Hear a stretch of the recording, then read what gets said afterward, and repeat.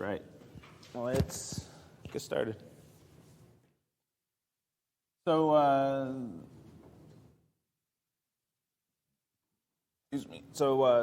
through your course evals if you haven't yet. So we're getting pretty far on the course evals. We passed the 60% threshold, and I keep updating this post with whatever current incentives we hit. So all of us know exactly where we're at. So there's no surprises of what progress we're making. So we are at 65. I think it's more like 66 if I average these right now. But Paul's sections might bring that down a little too. So 65, I'll leave it at that for right now. But we did hit the incentive for application task 1. So the application task 1 deadline is now this Friday, May 5th, in 2 days. So if you didn't get application task 1 done by the deadline last week, it is still open. It's accepting submissions, and you can get that submitted. And hopefully that 48 hours, that extra time that you still have, hopefully that's enough time to get it finished. Ideally, the thought it was that once you see the incentives announced, or even before the incentives, if you weren't able to finish task 1 before the deadline, you would still work on it, finish it up, especially after the incentives are announced, since you know you can still get credit. Finish it up, and then all you had to do was submit once the deadline was extended. But even if not, it looks like y'all got on the course evals pretty good, that we will have roughly 48 hours I think 48 hours from the time I actually put in the deadline extension, maybe 47, but to be able to get this deadline extension. The task 2 deadline was this morning, but at the rate we're going, I'm pretty confident that we're going to hit 70%, so I wouldn't give up on that application task 2 either. Most likely, we're going to hit this extension, so if you keep working on it, of course you won't have Autolab for momentarily here, but writing your own tests, testing your code, and being ready to submit once that opens up again, pretty confident that we'll get there by next Friday. Hopefully we'll get there within the next couple days here. 70% is pretty likely. But 80% to try to get that application task 1 due next Friday instead of this Friday, that one's a little more of a long shot. I think we'll probably get to 80%. But it's just less likely.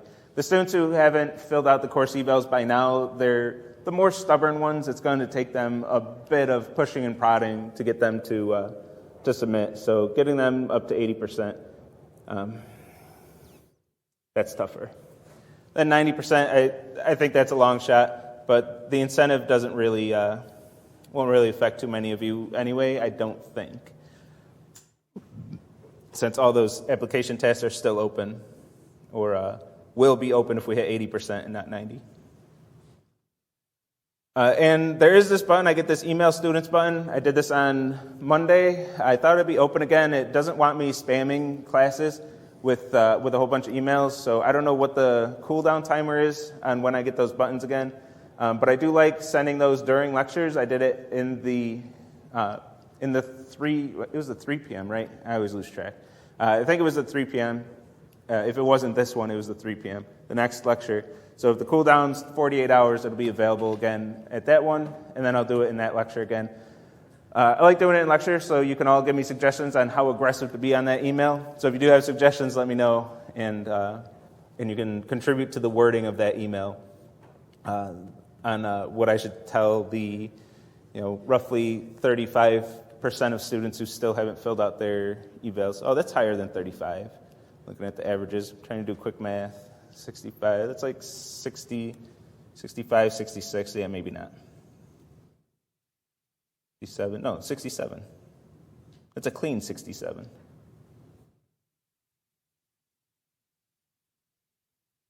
Not taking into account Paul's sections, but if it's close, I'm not going to worry about little numbers. So, yeah, we're pretty close to that 70%.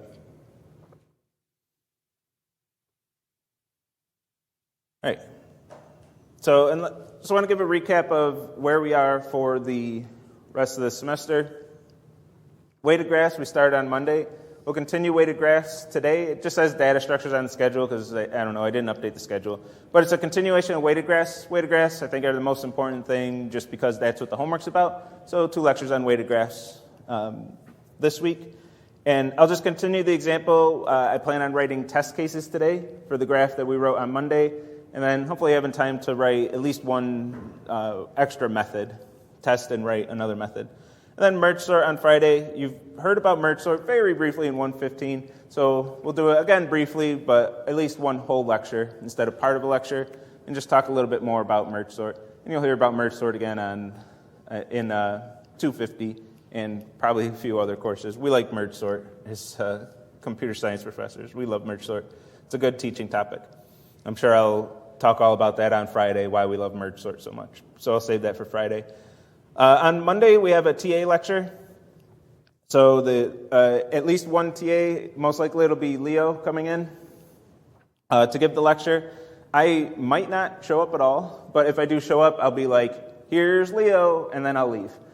So the idea is that the TAs lead the lecture, or at least Leo hopefully has some backup, some extra TAs, and that they can be very open, candid, and that you can ask them very open questions that you might not ask if there's a professor in the room.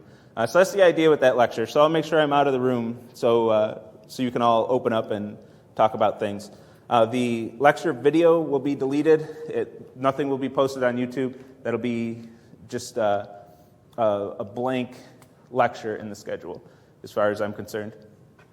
What the TAs like to do, and what Leo plans on doing, is giving a presentation about careers in CS. So he'll start off with, here are a bunch of careers and stuff, and then open it up for questions. And I encourage you to take that opportunity to ask any questions you want of Leo without holding back. There's no, you're not going to get in trouble or anything. I mean, you can always ask me all kinds of questions too. I'll answer them, but it's easier to ask questions like that to a TA. And Leo, he doesn't hold back even if he's right in front of me and Paul, so I have no concerns about him holding back. He won't. So if you have questions like what classes to take, which professors to avoid, which professors are not the best, I'll just word it like that, not the best to take, which ones are better to take, any questions like that, he'll be happy to answer whatever questions you come up with, at least to the best of his ability. And knowing him, he won't hold back on telling you which professors he doesn't like. So that's the plan for that one. Then OOP and Python, I'll go through probably, I don't know what I'll do for that. Usually I pick one of the homeworks. I don't know, polymorphism maybe, test 7, and go through as much of this as I can in Python. Yeah, reading, I have to remember which is which. Reading files. Oh, this was just reading files, though. But maybe I'll do something. I don't want to do calculator because the deadline might still be open for that. But I'll do something in Python with OOP. And then the lecture that's up for a vote, which takes us right to the final exam. The final exam, for what it's worth, the final exam rooms might change. But I'll post that on the schedule and announce that during lecture, if it does. So that's where we're at. And today is another IntelliJ lecture. All right, any questions before we get into it? Let's get into it. So last time we created this weighted graph, and I mentioned Paul has his way of doing it. It's set up a bit different. The way Paul has this set up is to be able to get one graph that has all 3 edge costs on the edges, and ways to extract each one of those edge costs from them. We're going to do something kind of similar today, but we're going to do it in the test cases. And mostly I'm just going to use it as an excuse to show different coding practices, different coding things. We're in the AO lecture, so I'm just going to show you some cool tips and tricks and stuff. You know everything you need to know about weighted graphs to do the homework right now. So I'm just going to show you things that hopefully will make you better programmers, or at least show you new things that you can do. So we created 3 separate graphs instead of doing that, and we had this kind of cut and pasted code, which isn't not the greatest. I never like cut and pasting code. If you're cut and pasting code, it's usually a sign that you could do something a little better. And then we had our test and our main method, which we can definitely do something better than that. So what I want to do is get all of this code get rid of it, and hopefully not forget it's in my clipboard, and then create some actual testing for this instead of testing in a main method, because it's not what we do in 116. We don't just test in a main method and print to the screen. So let's call this test weighted graph. And what I want to do with this, once I get this thing set up a little bit, public, what I want to do is write test methods for each of my 3 graphs. Instead of stuffing all 3 graphs in one thing, what I want to do is test a cost graph, paste all this code, at test public void test distance graph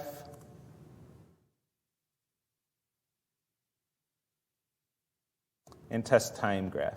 So I want all 3 of those as separate methods. So I have 3 different test cases for my 3 different values associated with my edges for my flights. And cost, I don't know how I did this in both lectures, but I accidentally made cost of path a private method. I don't want this to be private. Public. Add node should be private, not cost of path. And we could just use this as our test case, but let's reorganize this code a bit, get this a bit cleaner. My goal with my test cases, as you know from lectures, it's always to get my test cases, each method, especially when I have multiple methods like this that are very similar, I want to get each method down to just the test cases, or at least as close as I can get to that. We're not always going to get right all the way down to that. But I want to get this down to just my test cases. Because as it is right now, I'm going to be taking all of this code, copy, paste, paste. I don't want to do it like that because that's a mess. It's kind of, at best, it's hard to read that test case. If I want to change it, if I want to read through it and figure out what I'm testing, it's hard to go through all that and kind of keep my mind around what's even happening in that. And then even worse, if I want to update anything. If I want to change the way my graph is constructed or I want to change some cost here, I got to go to all 3 methods and make those changes. It can be painful. So let's do things a better way. Let's clean this up. First, let's start at the bottom. We're not going to do this most incoming connections right now. Actually, let me set up my last test just so I don't forget what it is, because we did it right at the end of the last lecture. Test total outgoing cost. So eventually, if we do get time, if we have time to do it, I want to write a method that takes an airport code and gets the total cost of all of the outgoing flights from that city. So that's what we'll do if we get to that, which we barely got to in the last lecture, so we might be able to do it now. So with this, I want to create a map. I want to get my test cases in a map. That's the first thing I want to do here. And this is clear input-output behavior. It's easy to throw in a map. Sometimes we don't have that clear behavior, so it's harder to do that. Like calculator, it's really hard to have a map of inputs to expected outputs.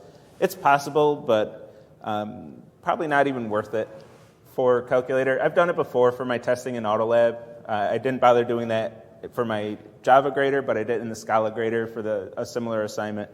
And it wasn't really worth the effort because it's complicated enough that there's just so much extra code that goes into that. But I had a string for each of the button presses and then went through that string character by character and then called the right button press method based on what that character is, threw that all in a helper method, and then my test cases were nice and clean. Push these buttons, expect this. Push these buttons, expect this. Wasn't worth it. Plus, I couldn't check display number intermediately. Wasn't worth it. So I want a map. Here I can. So I want a map of array list of strings. And we know about interfaces. I've been saying this last few lectures. We know about interfaces now. So I'm going to use interfaces. Give me my import. So I'm going to have a map of list of strings to doubles for my inputs to outputs. These are my test cases. And then this is going to be a new hash map That's backwards.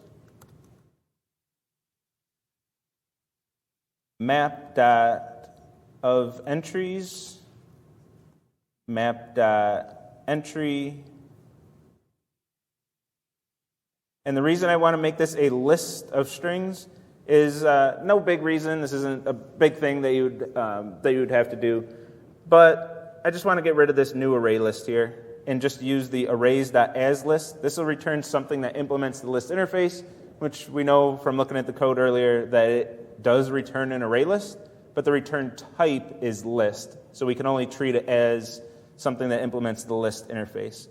So I'm just going to treat it as something that implements the list interface and not worry about it. And instead of hard coding, instead of printing to the screen and then having a comment of what my expected value should be, I'm just going to put my expected value right here and then duplicate that. Get my extra city on here. And now we expect it to be 746. Import our hash map. Get rid of this. And then for list of string, input in test cases.keyset. We're going to get the expected double expected equals test cases.get input double actual equals price graph dot cost of path of input. Assert equals expected, actual, and since these are doubles, we're going to need our epsilon. 0.01 sounds good to me, and then import my method, make sure I'm importing it from the right library, and good. And then I'm going to get an error. And I'm going to actually change my code. Generally, we don't want to change our code to fit our test cases, but this is a case where I would have wrote my code differently. I would have done this from the beginning if I thought of it, I guess. I should have done it from the beginning. But cost of path takes an array list, but we're giving it something that implements the list interface. And this is where we actually really see the benefit of coding to the interface, is when we're writing methods that work with the interface. Just like when we learned about polymorphism for the first time, I said there's no reason to say game object equals new health potion. Doesn't really make sense to do that. You just lose functionality. But at the same time, I've been doing that in my code ever since then. I said, let's use the interface, create a new hash map, and store it in a variable type map. There's really no reason to do that, except I saved 4 characters of typing, and my code's a little less cluttered. My lines are a little less long. I don't really gain much from that, but I do gain a lot when I do this. Come on, I had that highlighted. When I do this. When I have a method that's going to be coded to a list, now you can give this method an array list, you can give this method a linked list, anything that implements the list interface, this method will work for it. So this method is more flexible than this method, and I didn't lose any functionality. I got no errors here because every method that we called is a method of the list interface. We didn't actually use anything that's specific to an array list, so why take an object of type array list? Code it to the list interface, and now this method can work with list as its parameter. We can just use list, and then it actually will be an array list, but only because as list returns an array list. But its return type is list. It just says, hey, I return something that returns implements interface. And then if the Java developers who actually write the Java libraries, if they want to change this to not return an array list in the future, they can make that change and not break anything, because we're all coding to the list interface, because that's the return type of this method.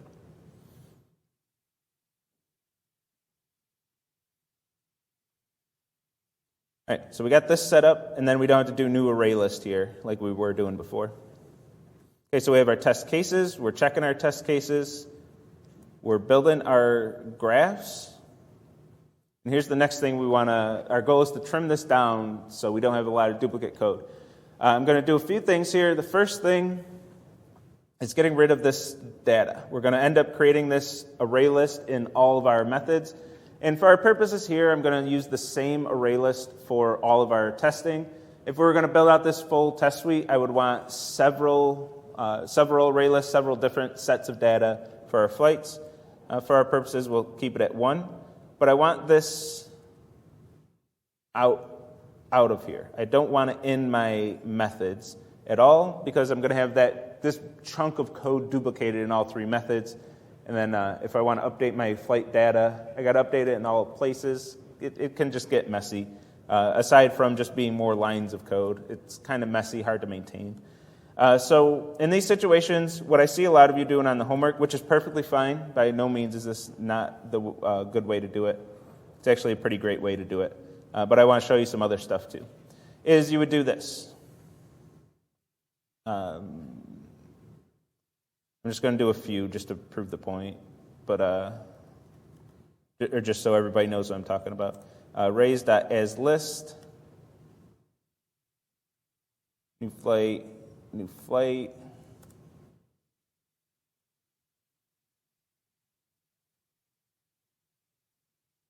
You would do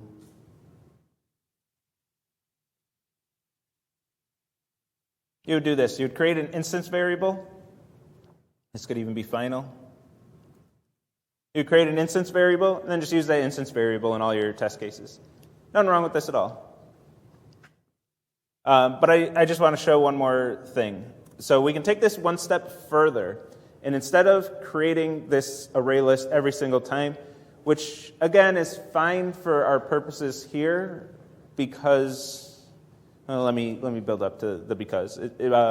Because we're always going to use it is the answer to that, is the end of that sentence. But let's set this up in a different way so I can talk about something else. Let's not initialize this, but we'll have a getFlights method. Geez, I went right for the method name. Private array list, and I just got done talking about interfaces. Let's make this list.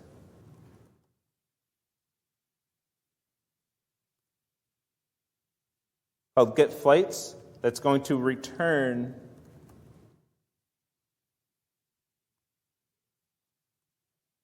and let's do our lazy initialization, something we've seen a few times throughout the semester. This will be our third time seeing it. Lazy initialization. Instead of always initializing the flights list, we're only going to initialize it when we need it. Now, we could also, I could do this. This.flights equals new array list is the part I'm missing here. So we'll initialize it when somebody calls getFlights. We're going to initialize it, add all the flights, and then return those flights. Now, I always say in 116, we're not worried about efficiency at all. We're not going to worry about that. We're going to leave that for future classes. Primarily, 250 will be your first huge dose of efficiency and think about efficiency. But we're kind of beyond the 116 content at this point. We're past task 9. We're in the AOs where it's kind of bonus content. Not quite. It's all related to the course. But it's time to start talking about runtime. We'll certainly talk about it on Friday when we talk about merge sort. So the runtime of this is a little bad. It's not terrible because this data structure is so small. It doesn't really matter. You're never going to feel the pain on this one. We're going to call this 3 times, and it has, 7 elements. We're not going to ever feel that pain. But if this had like thousands of flights and we were calling it hundreds of times, we're going to start feeling the pain of creating this array list every time getFlights is called. We're creating a new array list, populating it all, and then returning it. That gets painful. So what we'll do is lazily initialize this, so we're only ever creating this array list one time by checking if it's null. If this.flights equals null, that means it has not been initialized yet. So we're going to initialize it, And then regardless of whether we just initialized it or not, we're going to return the flights. So if flights has already been initialized and it's equal to an array list with all this data, we're just going to return it. This is just a straight up getter with one extra conditional check. If it hasn't been accessed yet, if this is the first time getFlights has been called, the flights is going to be null. We're going to initialize it, add in all our data, and then return it unconditionally. The advantage of this, as opposed to just creating all this in your variable, one, we can actually write separate lines of code here. We can't add a line of code out here. We had to use arrays.asList. I had to do that because all I can do is call the constructor. So aside from that, if we never use flights, lazy initialization does nothing. No runtime costs, nothing. It doesn't have to do anything at all. So that's where we're really getting the advantage of lazy initialization, which for our programs, if we write some code, it's going to be used in most cases. You're going to use pretty much every line of code every time you run your program, for the most part at least. We won't see that in 1.16 necessarily. We haven't seen that in 1.16. But when you have a larger program that has an actual end user, that end user isn't going to use every feature of your program every single time they run the program. So those features that might not be used at all, that also have a lot of startup cost, don't initialize them unless you have to. Do this lazy initialization and only initialize it if the user is going to need that for that particular run of the program.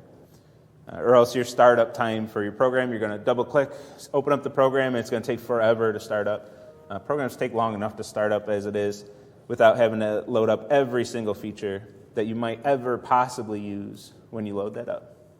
Or like a video game, if it rendered the entire game world all at once when you first loaded up the game, you'd run out of RAM. You wouldn't be able to do it. With most modern games anyway, wouldn't be enough RAM. So we want to lazily initialize things, only store things in memory that need to be there. Okay.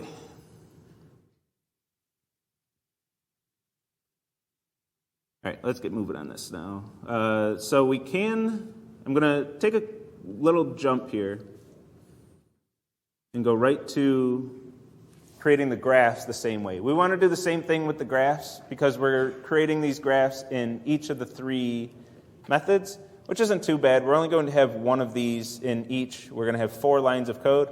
But I want to get this in a helper method too, mostly just to talk about something else.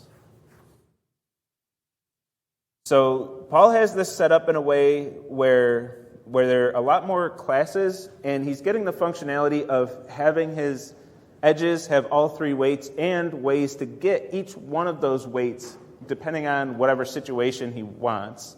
We're going to do something similar here. We're going to leverage some classes, but what I want is a helper method that's going to create my graphs.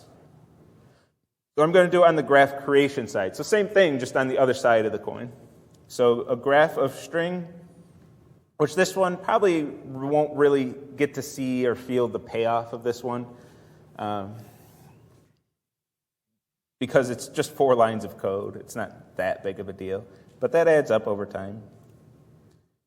Graph, weighted graph. Make sure I'm not importing anything that I don't want. So generate graph. And I want these 4 lines of code. Do I have that in my clipboard? Yeah, I do. I'm just going to call it graph. Graph. And this method can call getFlights. List, I coded it to the interface. List of flights equals getFlights. By the way, this didn't give me any errors, but what's the issue with this? What issue am I going to run into if I just do it like this?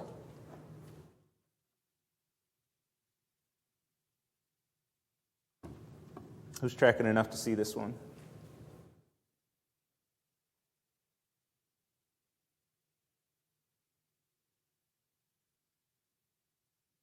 What I want to do is this. What's the difference between this and this?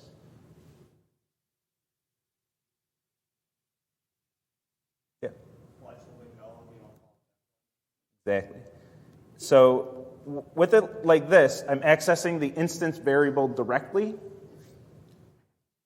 So if I call generate graph, well, guess what my instance variable is? Null. Null pointer exception, right there, right off the bat. So I want to make sure I'm only accessing flights through my getFlights method.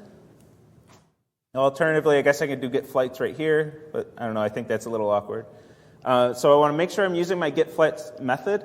When you're using lazy initialization, nowhere in your code or anywhere should you ever be accessing that instance variable directly.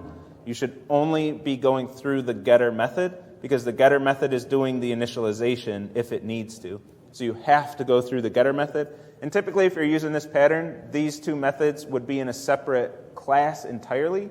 This would be public and this would be private, and then no one can access this variable directly. But since I'm writing this in the same method that I'm using it, I can accidentally access that variable directly. But I never want to. Always call getFlights using lazy initialization like that. And then I have one big issue here. I want to generate my graph, but I want this method call to be different depending on which graph I'm creating, which of the three graphs I'm making at this time. So I want this generic method, but this has to be different each time, which means I'll need something in the constructor, some parameter that's going to tell me which method to call. And how do we do that? Well, let's leverage some polymorphism. There are other ways. Actually, there really aren't other ways to do this. But we're going to leverage polymorphism.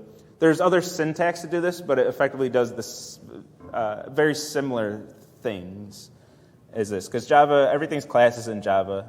It has some syntax to pretend that it can pass functions, but it's all just classes anyway. So what I want to do is create an interface.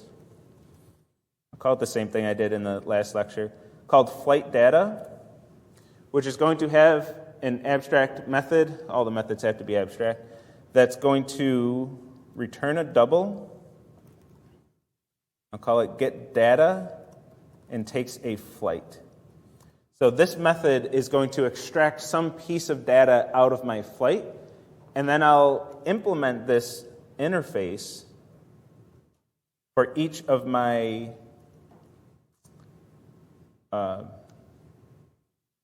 cost. For each of my three values, flight cost implements flight data.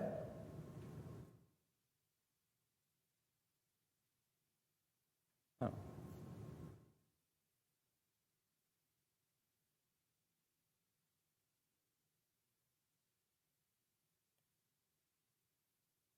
What? Why? Oh, yeah, didn't implement the method. I thought it was telling me that flight data didn't exist. I'm like, it's right there.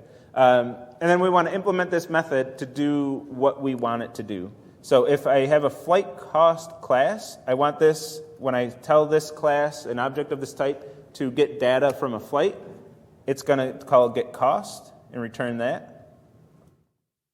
I'm going to have another one for distance. It's going to call getDistance, and you guessed it, I'm going to have another one for time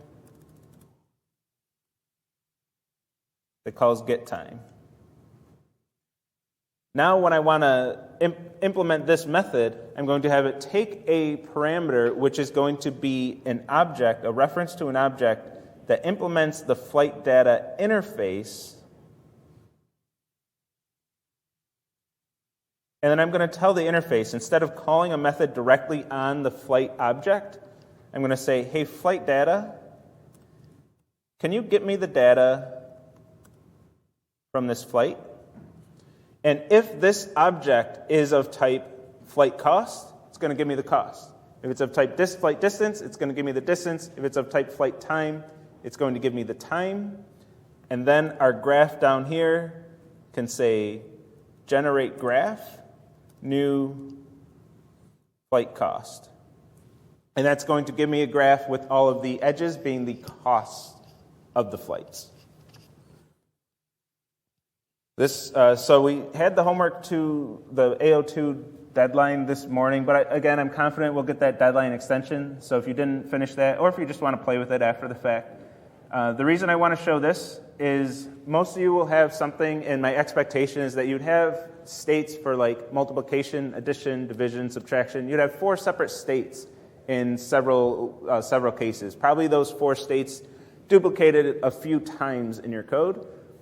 But if you take those same states and instead create an interface that's going to be your operator, which has one method that takes your left-hand side, right-hand side, returns a double, and then implement that 4 times for each of your 4 operators, and then in your state's constructor, pass in what operator was pressed. You hit the division button, you give the next state a division operator class, which implements the operator interface.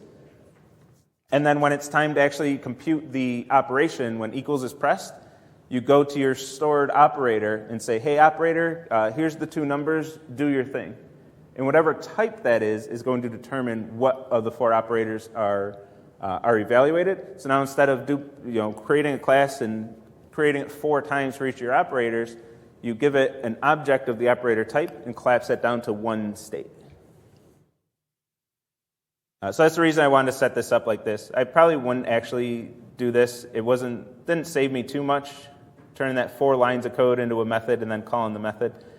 But since it parallels something that you can do for your homework, which especially if you have multiple cases where you have those 4 duplicated states, it can be easier to have your 5, your operator interface and then your 4 classes with it, and then save a lot of states, because those classes are going to be a lot easier to implement than your states. You can clean up your code quite a bit. So we're generating our graph, which means all this is gone. We're down to our test cases and our actual testing. I'm just going to name this graph. We'll keep it generic.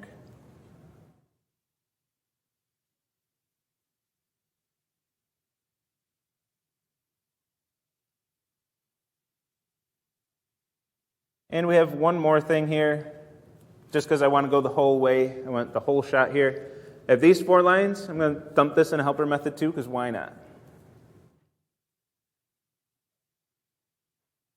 So private, nobody outside this class has to call it. Void run test cases is going to take a weighted graph of strings, our graph, and our map of list of string to double test cases. It's going to run that code, and just for good measure, double epsilon. Let's get rid of our magic number here.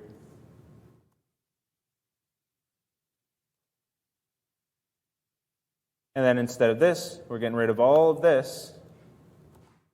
Run test cases, graph, test cases. Clean. Pretty much down to just our actual test cases. Then we have 40 or so lines of setup and helper methods. But now, something we always like in our test cases, I want to add a new test case. I just duplicate that and then create another test case. And when I want to create test cases for distance, I change this to flight distance. And then I'll update my test cases for time. I change this to flight time and update my test cases. So to get my 3 different types of graphs, my 3 different types of data, no sweat for me. Once I have everything set up, it's really easy to generate lots of test cases. Well, I say that, but in the last lecture, I messed up my math like 4 different times. So the basic arithmetic has been getting the best of me, but let's try this time. I'm not going to change the past. I was changing the past last time too, but let's just get on to the juicier bits. You don't want to see me struggle with arithmetic too long. In fact, let's shorten one of these up too. So Buffalo to Washington, D.C., we're in distance, 350. And then add to that Washington, D.C. to JFK, 500, which should be 850. And I just pasted my data there just for reference. For time, Buffalo to Washington, D.C. is 3.5. D.C. to JFK is 3.2, so that should be 6.7. It should be that easy to go to distance in time. Instead of having everything in triplicate, got my helper methods, and then these are about as small as they can get. We get a little smaller, we could actually pass the new flight time into here and then have run test cases generate the graph for us. We go a little bit further, but we have 2 lines of overhead. I'm okay with that. I was okay with 8 lines of overhead, honestly. I just wanted to talk about those topics that we talked about there. Let's run these and hope it passes. Wrote the code last time. We were pretty confident it was working, but now we have some actual tests. And the test passed, so we're feeling even better about our code. And no questions, so I'm going to keep rolling. I think we can get to the end of this. Test total outgoing cost. So let me grab one of these. I'm going to paste it here, generate my graph, which will be flight cost. My test cases are going to be string to double.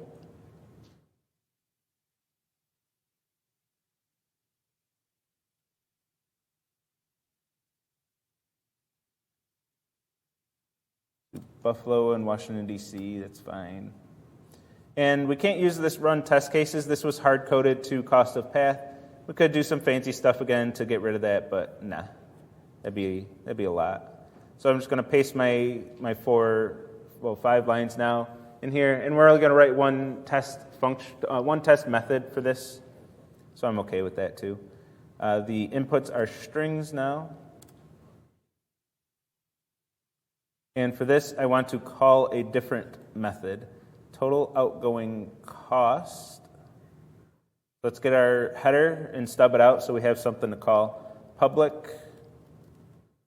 double total outgoing cost, except the weighted graph doesn't really have a concept of like cost in terms of dollars. So we're going to do this total outgoing weight because the graph does have a concept of edge weights. And it's going to take in a particular node of type n. It also doesn't know about strings. This is all generics. So it's going to take something of type n and return 0.0 because why not? So total outgoing cost. Grab our data again for reference.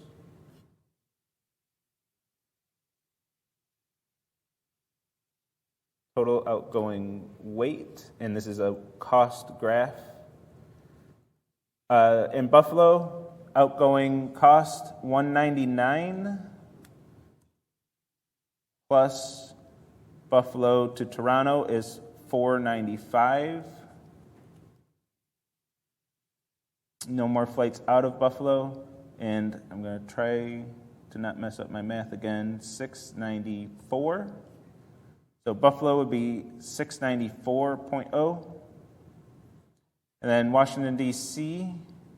has these 2 flights, 147, 590, 592. I had to make this one tough, didn't I? 739.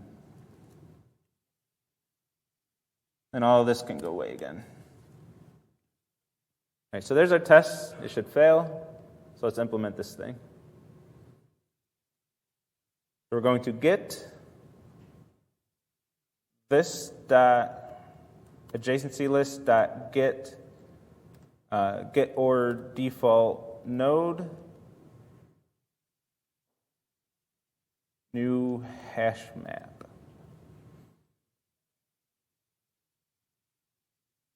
All right, so I'm going to get, if this node isn't in the graph, I'm just going to return an empty hash map. If it is, I'm going to iterate over the costs of the edges for the hash map.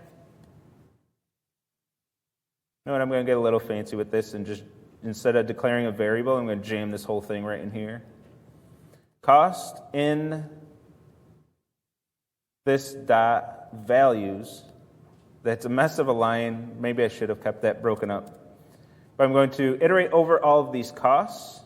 I'm going to set up my accumulation variable, double total cost, total weight. No concept of cost in here. Weight equals 0.0. Return total weight.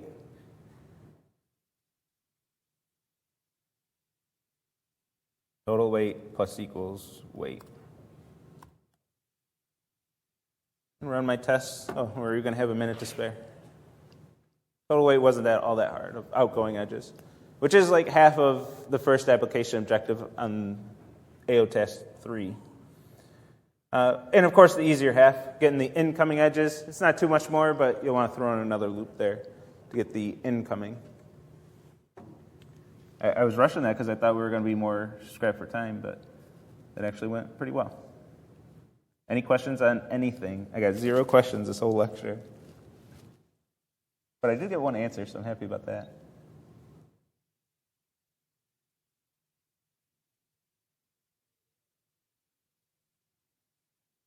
All right, let's just get out of here.